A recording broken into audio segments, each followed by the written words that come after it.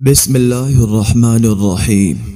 السلام علیکم محترم ناظرین، ہم قرآن کے وظائف میں آپ کو خوش آمدید کہتے ہیں۔ ہم امید کرتے ہیں آپ خیریت سے ہوں گے، اور ہماری دعا ہے کہ اللہ پاک آپ کو خیر و عافیت سے رکھے۔ محترم ناظرین، جس طرح باقاعدگی سے کھانا کھانے اور پانی پینے سے ہمارا جسم تندرست و توانا رہتا ہے، بالکل اسی طرح جب شوہر اور بیوی ایک دوسرے کے لیے محبت ظاہر کرتے رہتے ہیں تو ان کا بندھن مضبوط رہتا ہے۔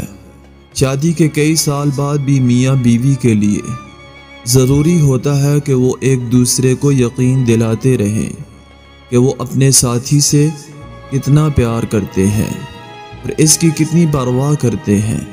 سچی محبت کرنے والا شخص اپنے جیون ساتھی کی خوشی چاہتا ہے، اس لیے وہ صرف اس وقت اپنے جیون ساتھی سے محبت کا اظہار نہیں کرتا جب اس کا اپنا دل چاہتا ہے، بلکہ اس وقت بھی محبت ظاہر کرنے کی پوری کوشش کرتا ہے جب اسے محسوس ہوتا ہے کہ اس کے جیون ساتھی کو محبت کی ضرورت ہے۔ آج کا وظیفہ بہت ہی خاص وظیفہ ہے۔ آج کے وظیفے سے انشاءاللہ آپ پتھر دل کو بھی موم کر لیں گے۔ اگر آپ کسی سے جائز محبت کرتے ہیں، یا شوہر اپنی بیوی کے لیے اور بیوی اپنے شوہر کے دل میں محبت پیدا کرنا چاہتے ہیں، اگر کسی ادارے میں نوکری کر رہے ہیں، وہاں کا مالک سخت ہے تو اس کا دل بھی نرم کرنے کے لیے یہ عمل بہت ہی مجرب اور آزمودہ ہے۔ یہ عمل بار بار آزمایا گیا ہے۔ جس نے بھی یہ عمل کیا ہے اس نے اپنا مقصد پا لیا ہے۔ جو کام بھی ہے اس میں کامیابی حاصل کر لی ہے۔ اگر آپ کسی سے جائز محبت کرتے ہیں اور نکاح کرنا چاہتے ہیں، پر شرط یہ ہے کہ جائز ہو، جو کسی ناجائز مقصد کے لیے کرے گا تو اس میں اس کو بالکل بھی کامیابی نہیں ہوگی۔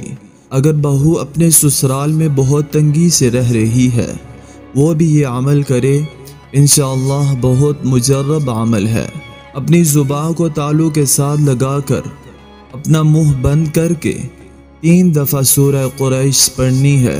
اس لڑکی یا لڑکے کا تصور کر کے کریں گے، انشاءاللہ اس عمل کی برکت سے پتھر دل کو بھی موم کر لیں گے، اس کے دل میں محبت پیدا کر لیں گے۔ اللہ تعالیٰ سے دعا بھی کرنی ہے، چند دن ہی یہ عمل کریں گے کہ اللہ کے حکم سے اس شخص کے دل میں آپ کے لیے محبت پیدا ہو جائے گی۔ آپ کا اس عمل کو کرنے میں 2 سے 3 منٹ بھی نہیں لگیں گے۔ اس کے رزلٹ انشاءاللہ بے انتہا ہے، بہت فائدہ حاصل کریں گے۔ اب آپ سے اجازت چاہیں گے، اپنا ڈھیر سارا خیال رکھیے گا۔ اللہ نگہبان۔ السلام علیکم ورحمۃ اللہ وبرکاتہ۔